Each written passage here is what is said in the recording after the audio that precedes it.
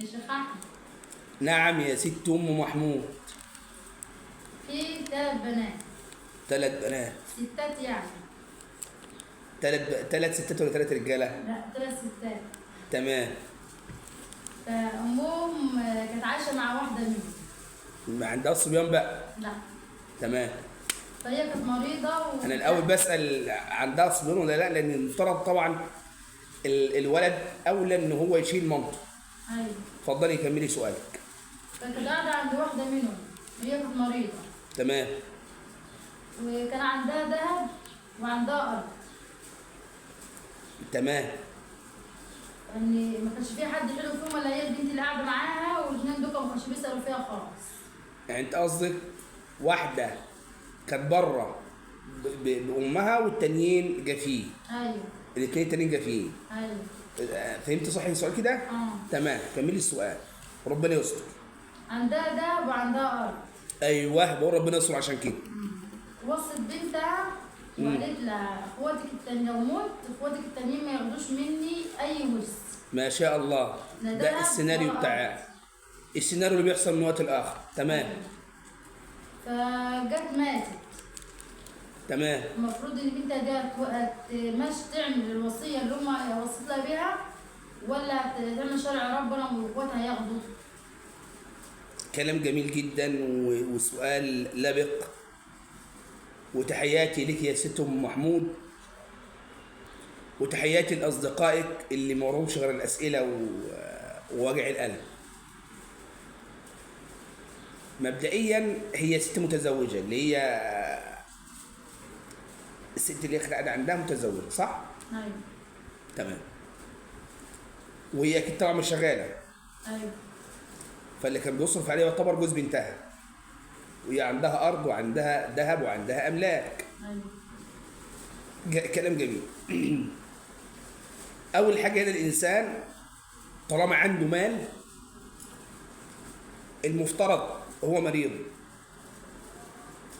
وعنده مال ينفق عليه من ماله. ايوه. ينفق عليه من ايه؟ من ماله. طيب، هل يا ترى هنا تاخد الارض وتاخد الذهب وتاخد كل مال امها عشان هي قالت لا؟ لا طبعا. عفوا. اول حاجه هنا الوصيه اللي هي قالت عليها وصيه غير عادله خالص. هنا اللي بيقسم الميراث دين ربنا، مش هوانا ولا قلوبنا. اللي بيقسم في الميراث شرع ربنا، مش ايه، مش قلبنا ولا هوانا.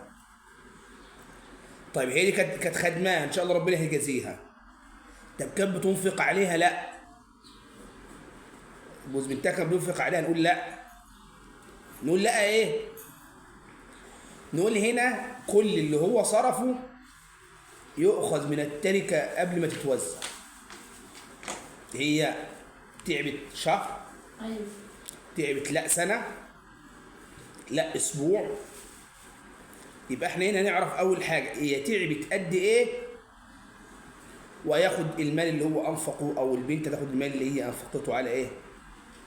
على مامتها، بالتراضي بينها وبين اخواتها.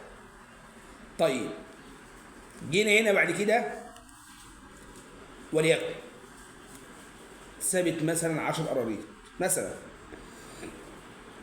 فتمن المرض والإنفاق مثلا 8 قيراط، 8 قيراط أو 8 أربعة.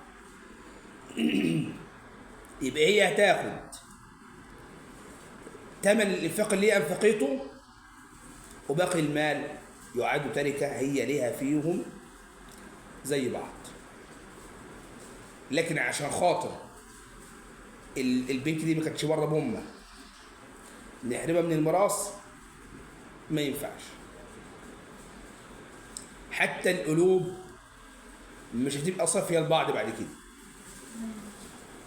انما كل واحد ياخد حقه بما امر الله، ان نحكم بينهم بما انزل الله لا بما يحكم به هوانا. تمام يا ست أم محمود؟ ماشي. بارك الله فيك.